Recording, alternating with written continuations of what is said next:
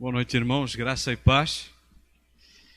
Nós queremos agradecer a Deus por esse dia da esposa do pastor, e dizer para esta senhora, dona Vaneide Lanzetti, e eu também amo essa senhora chamada Rosângela, tá? Eu também amo a esposa desse pastor, tá bom? Essa é a nossa tia, a tia Lanzetti. Ela está nos assistindo e nós ficamos felizes por ter conosco. Apesar de estar lá em Mato Grosso do Sul, ela está junto conosco. Não temos somente ela, mas temos outros irmãos, inclusive de Portugal. O nosso abraço a todos aqueles que estão em casa, né, assistindo. Que Deus esteja abençoando a vossa vida rica e poderosamente. Esse é o dia que fez o Senhor. Regozijemo-nos e alegremo-nos nele. Amém? Nós temos essa alegria de poder estar aqui. Eu estava andando ali, eu disse, a irmã não lembrar, vou ter que falar, né? Porque a Samira fez aniversário esta semana, a Ingrid e hoje a Manu e a Liz, não é? Então, várias meninas fazendo aniversário. Não foi um menino, foi várias meninas, né? Então, eu estava ali quase num compasso de dança, né? Se essa irmã não falar, eu vou falar. Mas glória a Deus, um ano mais de vida, guardou o Senhor a cada criança para a glória do seu nome. Nós estamos no mês também de missões, e nós temos esse compromisso de falar sobre missões, e queremos falar sobre esse tema, a compaixão de Cristo. E é uma palavra interessante, a compaixão de Cristo, e ela está num texto que eu queria compartilhar com os irmãos, em Marcos capítulo 1, versículo 38 a 42, que diz o seguinte: Jesus respondeu, devemos prosseguir para outras cidades, e lá também anunciar a minha mensagem. Foi para isso que eu vim. Então ele viajou por toda a região da Galileia, pregando nas sinagogas, expulsando demônios. Um leproso veio e ajoelhou-se diante de Jesus, implorando para ser curado. Se o Senhor quiser, pode me curar e me deixar limpo. Cheio de compaixão, Jesus estendeu a mão e tocou nele. Eu quero, respondeu, seja curado e fique limpo. No mesmo instante, a lepra desapareceu e o homem foi curado. Amém. Pai, te agradecemos por esse texto que mostra como o teu filho amado tinha compaixão. Ajuda-nos nessa noite a entender esse princípio, a refletir sobre esse princípio.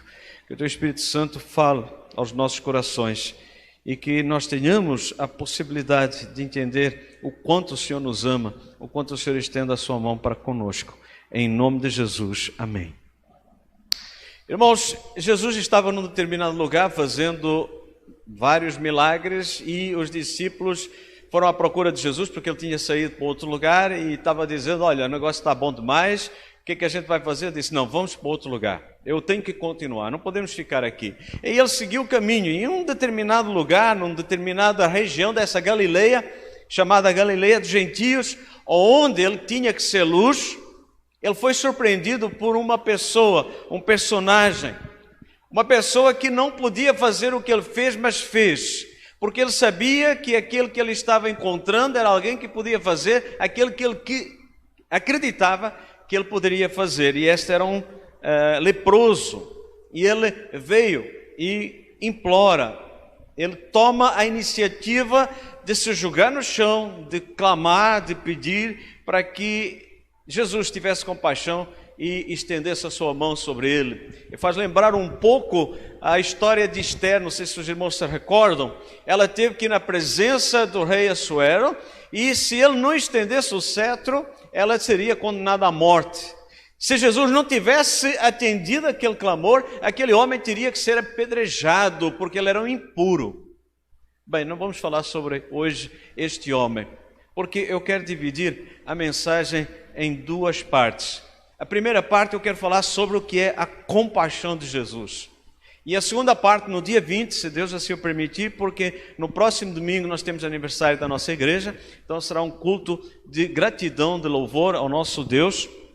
Mas no dia 20, se Deus permitir, nós estaremos falando sobre a compaixão de Jesus na vida deste homem. Estaremos, por assim dizer, entrando neste texto, mas esse texto nos serve como base para o entendimento da compaixão. E é importante nós termos esse entendimento. O que é essa compaixão? A compaixão tem a ver com partes internas ou entranhas. Por quê? Porque essa palavra, ela não vem do português. Nossa cultura, nós temos ideias diferentes da cultura no qual foi escrito este texto. E por isso nós temos que entender um pouco o que é essa compaixão. Porque no grego clássico, a palavra significa isso, partes internas, como se fossem as entranhas. O estômago, o intestino, o coração, o pulmão, o fígado, até os baços e os rins. É o sentido figurado que veio a surgir na decorrência da associação que havia entre os órgãos internos e as emoções. Quem nunca disse, eu estou sentindo um friozinho na barriga? Você já imaginou o que é sentir frio na barriga? Ninguém sente frio na barriga, né? Ninguém sente frio na barriga, mas a sensação que você tem é que na sua barriga está alguma coisa gelando. Nada mais é do que uma emoção, uma ansiedade ou coisa parecida. E também, quando a Bíblia foi traduzida pelos 70, eles traduziram o hebraico, a palavra de hebraico, também por parte interna, ou seja, algo que vem de dentro. Então, isso é alusão à contração convulsiva. Vou explicar melhor aqui. Quando você tem ou sofre de um incômodo gastrointestinal, dá para entender agora? Quando você tem aquela dor no estômago, no intestino, aquela tripa que fica torcendo lá dentro, essa é a parte da compaixão, é algo que move lá dentro, é algo que faz você sentir lá dentro. Não é algo que você diz assim, tá bom, eu entendo. Porque os gregos, eles associavam o sentimento às entranhas, enquanto nós associamos os sentimentos ao coração. Porque para eles pensar, pensa com a mente, decidir era com o coração, mas sentir era com as entranhas. Por isso, quando na Bíblia você encontra a palavra compaixão, não tem a ver com essa questão de coração. Ele moveu-se de íntima compaixão, ele se moveu de coração, ele se moveu, foi de total entranha, é a coisa que sai de dentro. Tanto que Jesus faz uma afirmação interessantíssima: rios de água viva fluirão do seu ventre. Não tem lógica nenhuma, pois não? No contexto que nós temos, não tem lógica. Mas no contexto histórico e cultural que eles estavam vivendo, essa era uma realidade. Por isso, a alusão que Jesus faz, aquilo que sai de dentro, é algo que é profundo, não é algo que é sentimental. É algo que tem uma raiz profunda de mover a pessoa para fazer algo mais do que aquilo que ela poderia pensar ou achar no sentimento. Porque o sentimento você deita com um sentimento, acorda com outro sentimento, você viaja com um sentimento, você volta com outro sentimento, depende daquilo que você vê. Mas quando você se move de íntima compaixão, é algo que você traz lá de dentro, do profundo do seu ser. E na parte teológica, compaixão é uma faceta do amor divino, tem como objeto aquele que está com sofrimento ou em sofrimento. Isso é importante. É descer ao nível de alguém com o intuito de erguê-lo. Quando a pessoa tem um sentimento do coração, normalmente diz, então tá bom. Jesus contou a história de um homem que foi assaltado, e no assalto espancaram e deixaram como morto, bem ferido. E passou alguém, olhou e teve um sentimento de pena, coitado, mas eu estou atrasado. Passou outro, Ah, coitado, mas eu tenho mais que fazer. Mas Jesus diz que houve alguém que, passando ao ver o homem, ele teve compaixão dele, algo que o moveu a descer ao nível do homem, se movimentar para a pessoa, para poder levantá-lo. Veja o que diz o texto: foi até ele. Compaixão faz a pessoa se movimentar, é algo que não faz a pessoa ficar estática. O sentimento pode aparecer, é interessante, mas a compaixão, essa com que nós estamos tratando, é algo que vem de dentro, que faz com que a pessoa se movimente. Ela não pode ficar só olhando, só contemplando e dizendo: oh, coitado. Mas ele se movimenta. Ele foi até ele, e ele não foi só até ele para dizer assim, não é? Como é que é agora, né? Acontece qualquer coisa, o prédio está pegando fogo, a pessoa está filmando. A pessoa está um acidente, está lá no chão, a pessoa está filmando. A pessoa está morrendo, ela está filmando. Está morrendo, está morrendo. A pessoa passou o carro por cima, está tudo esmigalhado, ela está lá filmando. Olha, está aqui tudo espalhado. Não é esse o intuito de chegar perto, de se aproximar. Aquilo que faz a pessoa se aproximar é para tomar uma atitude. Ele diz que tratou os seus ferimentos com óleo e vinho e enfaixou. Com certeza ele não tinha um kit de primeiros socorros no seu carro. E o seu carro era um burrinho. Ele não tinha o kit de primeiros socorros. Então ele teve que rasgar alguma coisa para enfaixar as feridas daquele homem. Ele teve que abrir mão daquilo que era precioso, óleo e vinho, e também aquela roupa que ele teve que rasgar. Aquele que se movimenta de íntima compaixão, ele desce ao nível de alguém, para que esse alguém tenha a possibilidade de se erguer. E ele fez o quê? Ele colocou o homem em cima do jumento, para ele andar a pé. Ou seja, ele deu a montaria dele para o outro poder seguir até a estalagem, a hospedaria, enquanto ele caminhava a pé, levando o próprio animal. Mas não foi só isso, não. Ele chegou lá e cuidou dele. Mover-se de íntima compaixão é muito mais do que simplesmente palavras ou algum tipo de atitude superficial. Lembrando do texto que nós lemos: se o teu irmão tiver fome, não diga para ele: vai em paz, te aquenta e faz uma boa refeição, que Deus te abençoe. Ele diz: não, dá comida para ele.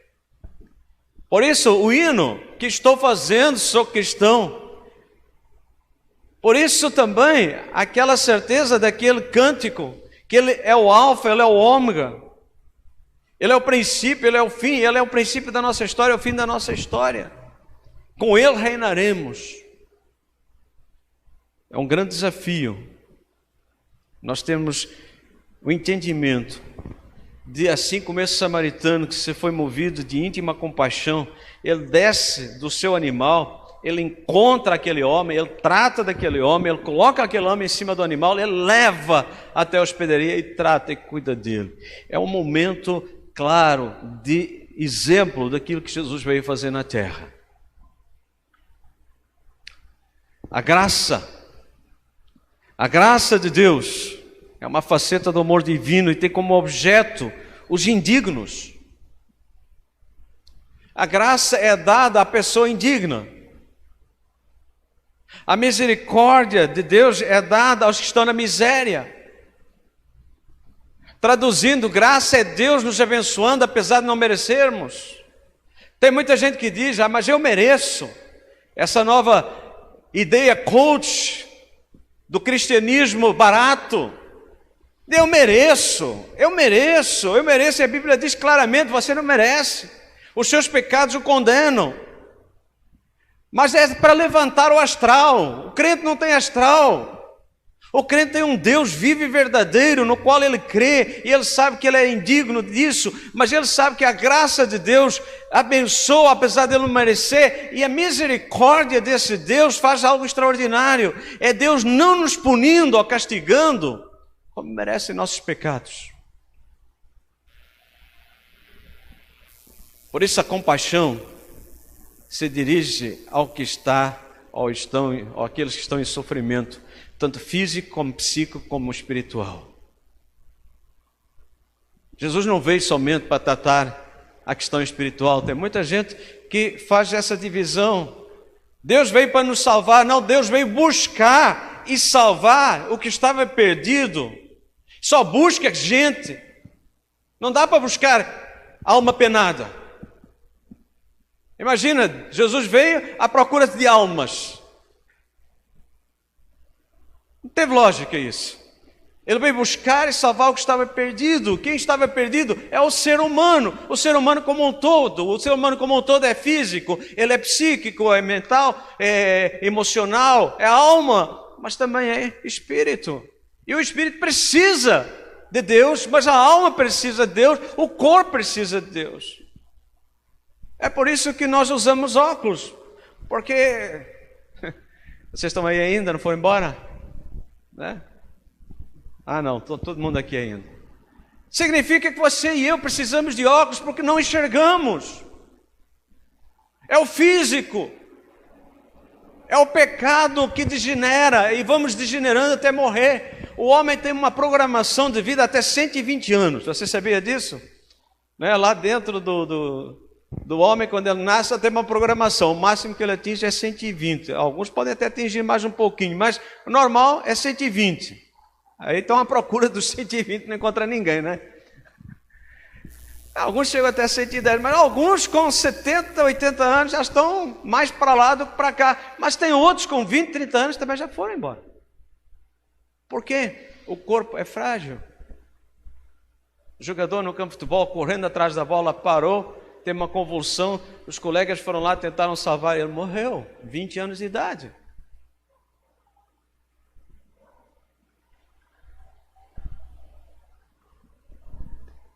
Eu não quero falar de morte, eu quero falar de compaixão. Mas lembre-se sempre que Jesus teve compaixão de nós, porque a morte era certa para nós.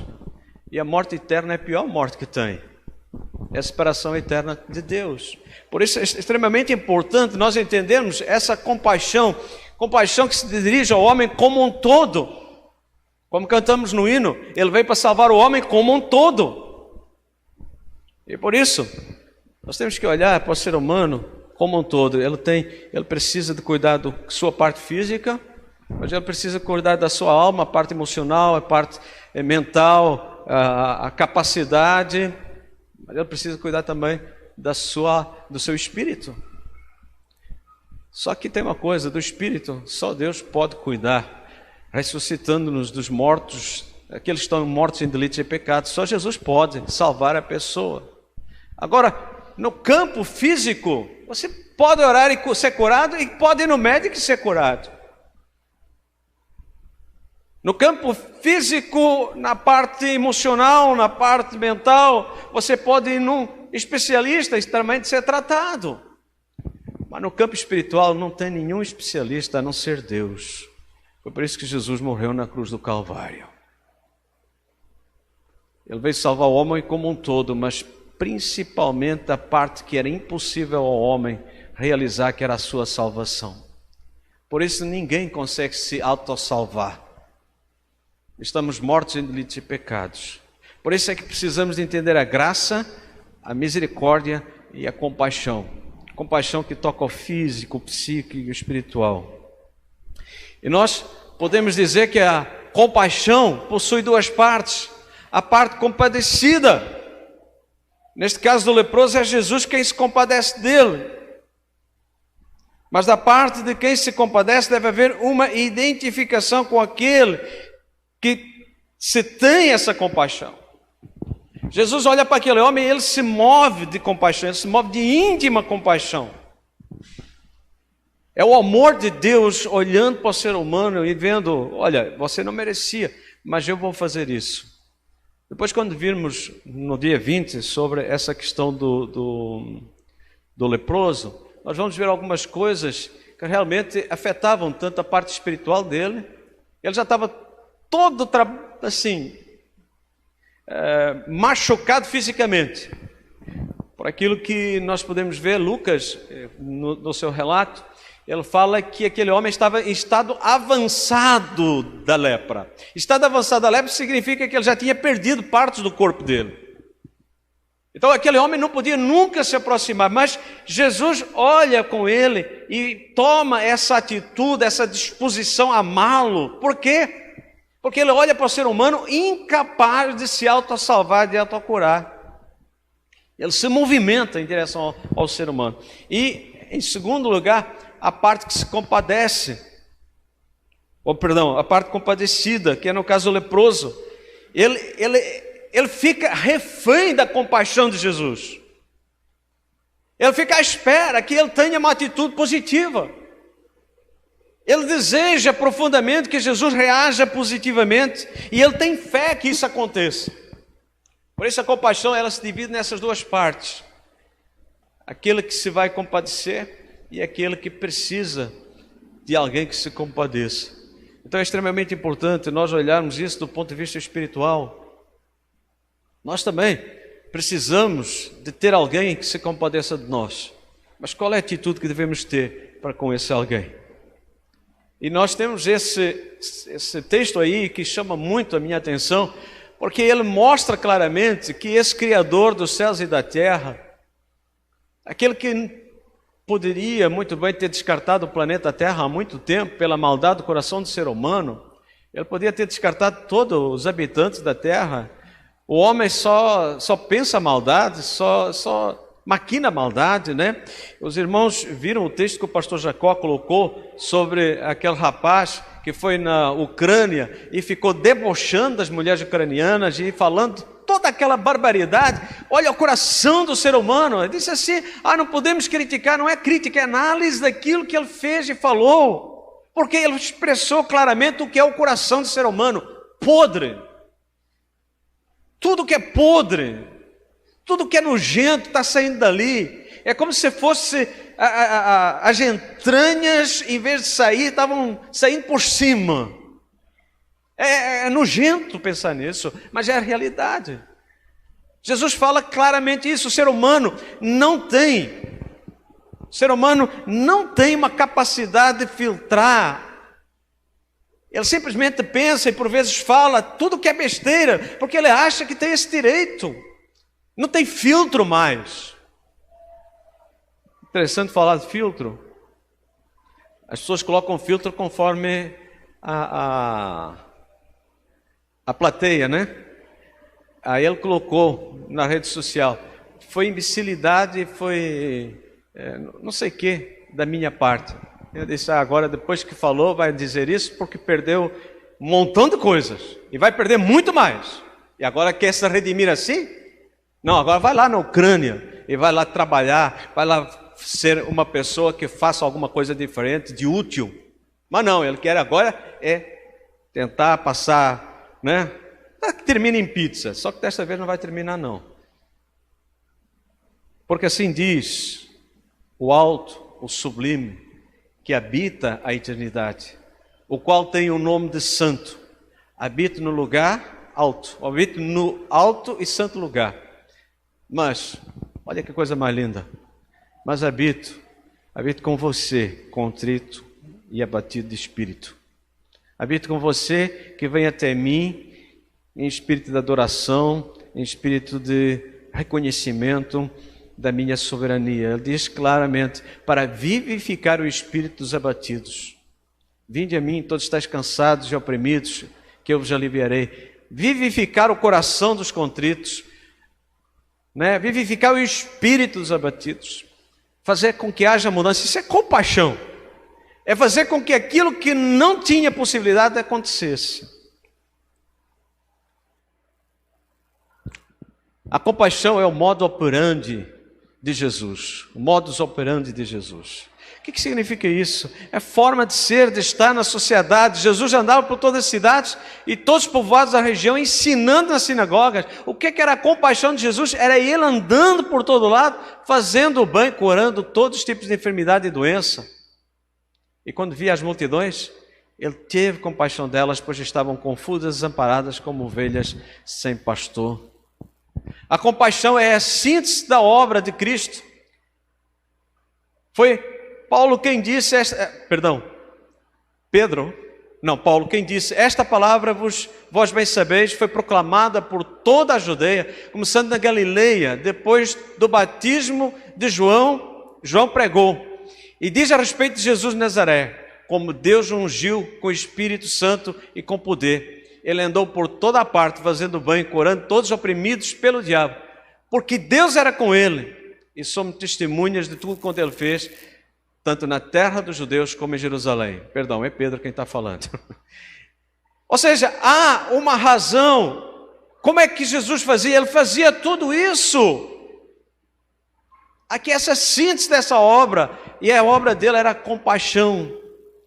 E também a encarnação de Cristo é esse clímax da divina condescendência. É a forma como Deus é benevolento para conosco, como Deus é bondoso para conosco, né? Hebreus 2, 14 a 18. Visto, pois, que os filhos têm participação comum de carne e sangue, também Jesus igualmente participou dessas coisas para que por sua morte destruísse aquele que tem o poder da morte, a saber, o diabo.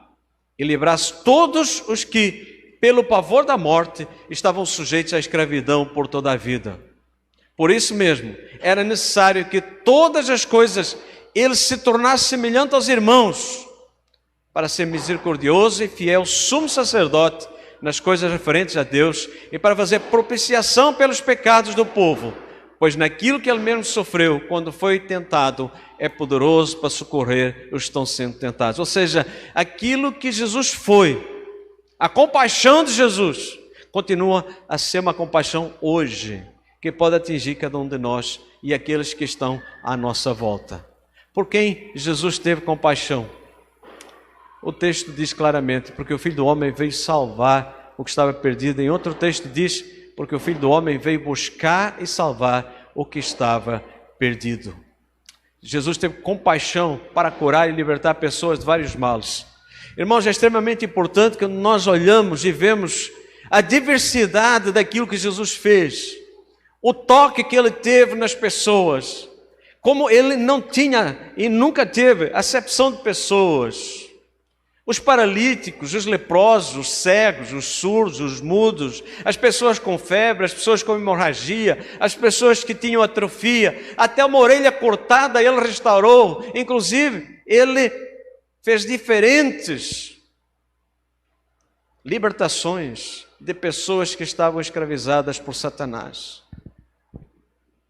Isso é importante nós vermos, isso é compaixão. Compaixão está espalhada por tudo isso. E Jesus teve compaixão das multidões famintas, aflitas e desamparadas. Como nós já vimos também, já lemos esse texto.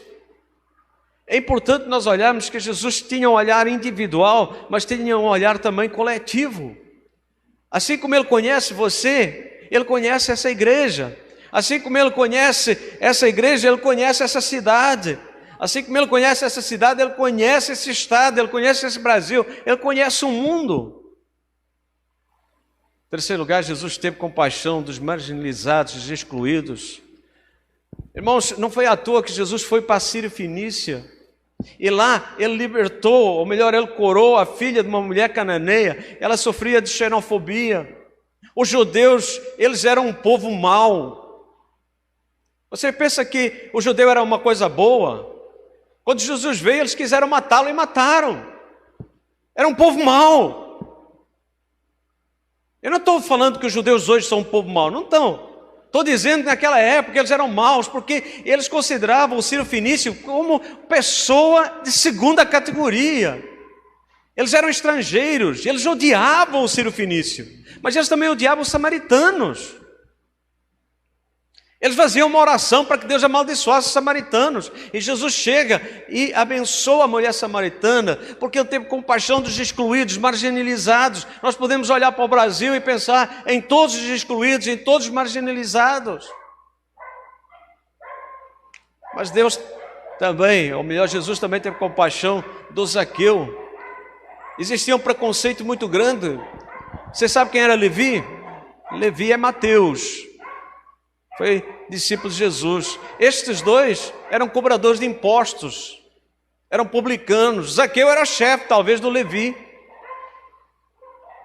Havia um preconceito, porque eram considerados exploradores do povo. Como vem, Jesus veio para acabar com toda essa questão da forma como a gente tem que olhar para cada indivíduo com compaixão, sem preconceito de raça, sem preconceito de religião, sem preconceito de trabalho, não é? Sem preconceito de cor de pele, de qualquer coisa que seja. Acabar com isso. E por último,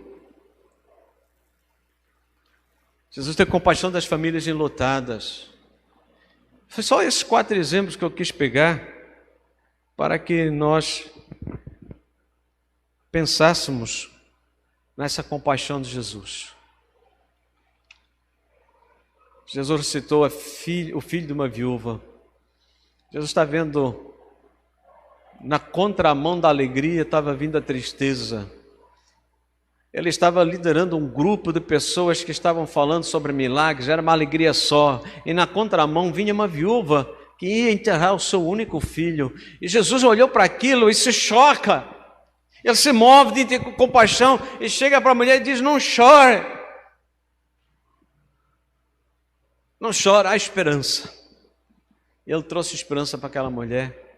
Quando Jairo foi dito para ele: olha, para de incomodar o mestre, porque tua filha já morreu. Jesus olha para Jairo e diz assim: crê na minha palavra.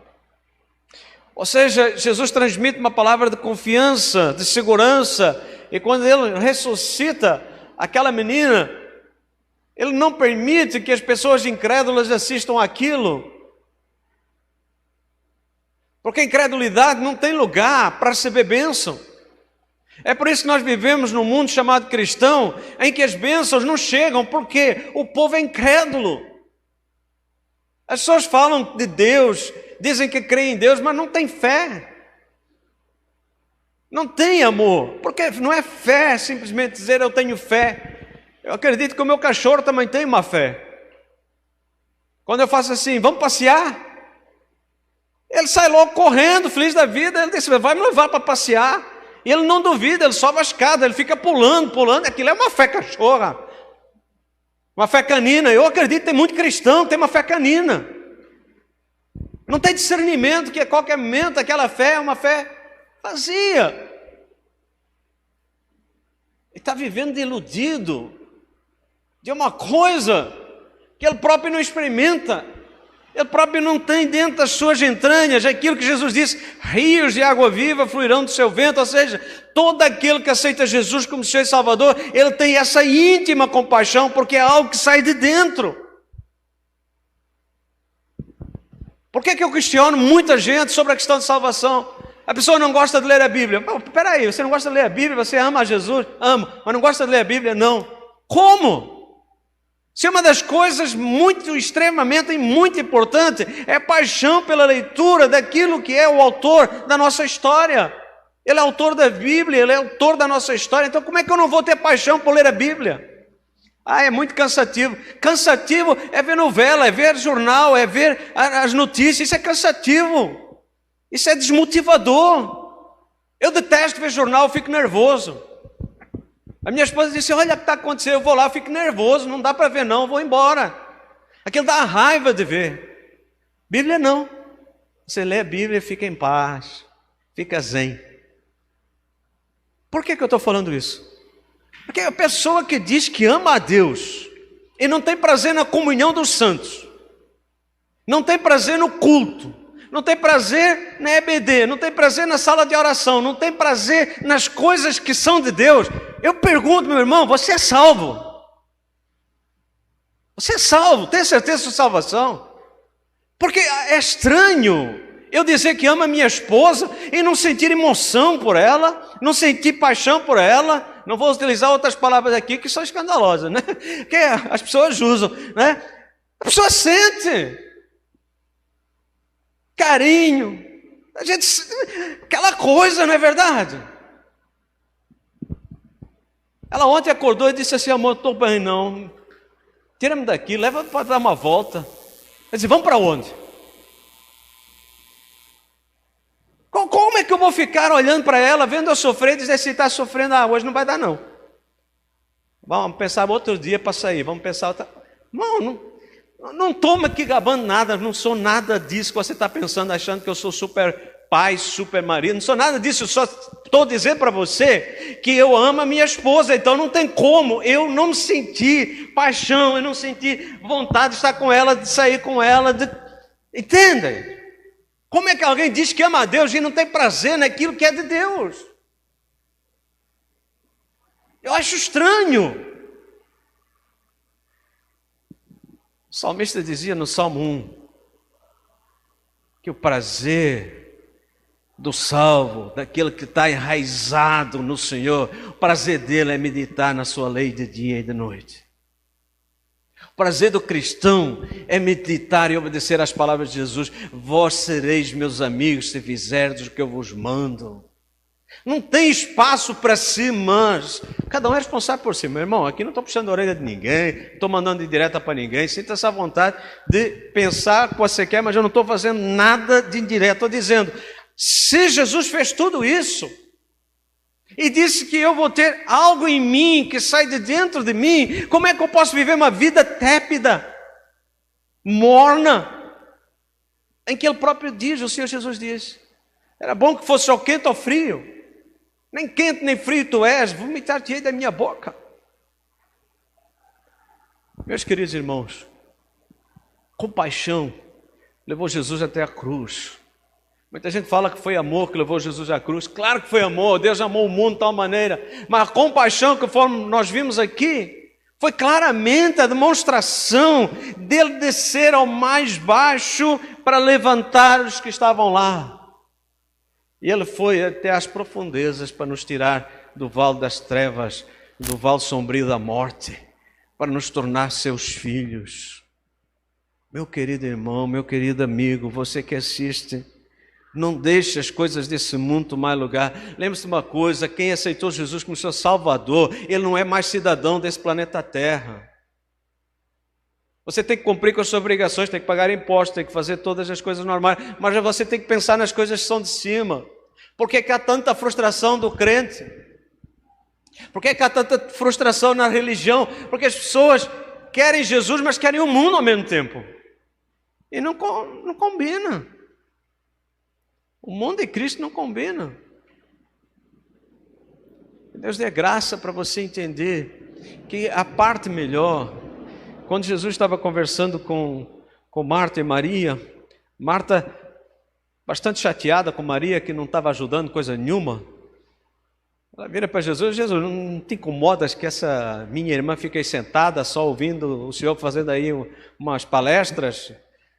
O Senhor só fica aí conversando, e minha irmã ouvindo, eu aqui trabalhando. Jesus disse para ela: Marta, Maria escolheu a melhor parte, e essa não será tirada. O mundo vê as tarefas como prioridade, Jesus vê a sensibilidade à voz de Deus como prioridade.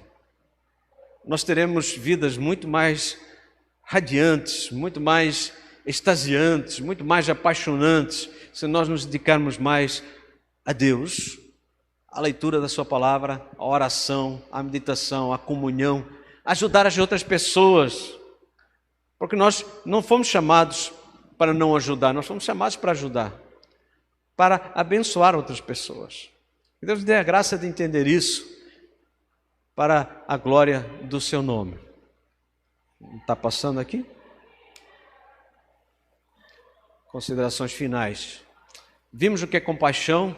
É algo que vem de dentro, que vem das entranhas, no texto, na origem, lá em Israel, conforme estava escrito, que veio do grego, claro, essas palavras importantes. Vimos que a compaixão é o modus operandi de Jesus e que é a síntese da sua obra. Também vimos por quem Jesus teve compaixão. Lembre-se, Jesus teve compaixão de você também e de mim. Então não há como ser cristão sem compaixão. Um cristão genuíno sempre será um mediador Nós nunca vamos poder viver nessa vida aqui com passividade. Nós não somos passivos. Nós somos chamados para abençoar pessoas. Nós somos pessoas para levar a paz às pessoas. E Jesus é o príncipe da paz. 2 Coríntios 5,14 diz o seguinte: quem foi objeto do amor de Deus é constrangido a amar como foi amado. Se você foi objeto do amor de Deus, você é constrangido a amar como foi amado. Então, lembre-se disso. Há coisas muito mais profundas. Nós vamos ver no próximo encontro, dia 20, se Deus permitir, um pouco da vida desse homem. E ver a ação de Jesus para com esse homem. Lembre-se que Jesus teve compaixão de você. Ele quer que você tenha compaixão de outros. Ele quer ter um relacionamento pessoal com cada um de nós. Ele não quer simplesmente que você tenha uma religião. Ele quer que você tenha vida e vida com abundância. Ele veio para trazer essa esperança. Ele não veio para trazer mais uma religião em que as pessoas ficam se gladiando e se matando por causa de dizer que a minha religião é melhor que a sua. Nós vemos isso no dia a dia, né? Quem tem a minha religião é melhor que a tua. Não, Jesus veio para trazer mudança de vida, mudança de pensamento, sair dessa dinâmica de vida aqui e pensar numa coisa futura, conforme nós cantamos também, que nós iremos morar com Jesus para sempre. Eu gosto muito dessa versão do Asaf, em que ele fala sobre o Alfa e Ômega. Ele diz que então subiremos, contigo estaremos.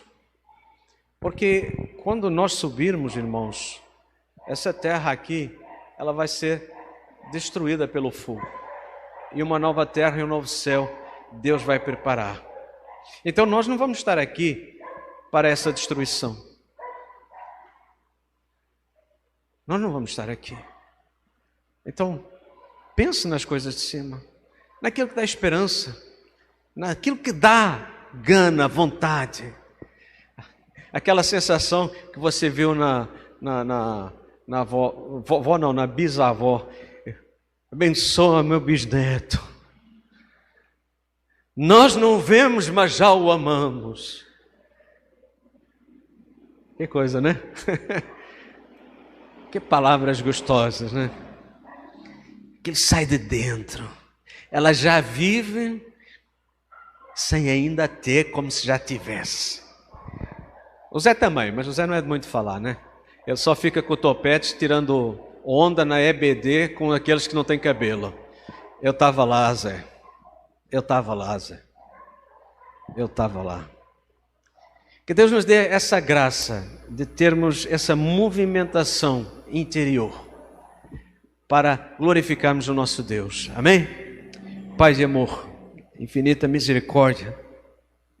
O Senhor nos tem enviado o seu Filho ao mundo e Ele veio trazer graça, veio trazer misericórdia, Ele veio mostrar a sua compaixão.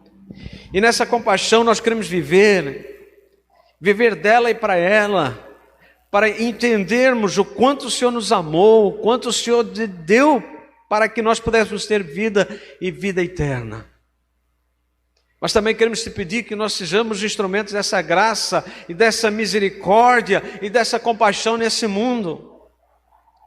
Que nós possamos reproduzir toda essa graça e essa misericórdia para aqueles que estão sofrendo nesse mundo. Eu te peço, ó Pai, abençoa o nosso coração, a nossa mente. E assim como o teu Filho amado abençoa aquele leproso, ouvindo, tocando, se movimentando para ele, que assim como o Senhor se movimentou para nós, vindo ao nosso encontro, tocando, abraçando a cada um de nós, que nós também possamos nessa semana fazer isso para a glória do teu nome. Nós te agradecemos por esse encontro, te louvamos por cada irmão, amigo que está aqui nessa noite, te louvamos por aqueles que estão nos escutando. Que a tua graça seja sobre cada um de nós, ó Pai. Nós oramos no nome precioso de Jesus. Amém e amém. Queridos, nós lhe desejamos uma semana abençoada, cheia de gratidão no coração. Seja grato, seja agradecido por tudo que o Senhor tem dado, porque muito mais Deus tem preparado para aqueles que o amam. Que Deus abençoe uma excelente semana para todos vocês, para vocês que nos assistem e para aqueles que irão um dia assistir. Que a graça do nosso Senhor e Salvador Jesus Cristo, o amor de Deus, o nosso Pai, e a comunhão do Espírito Santo esteja sobre a vida, família, casa, trabalho, escola, nessa semana, em nome do Senhor Jesus. Amém. Amém. Abraço a todos, uma boa semana.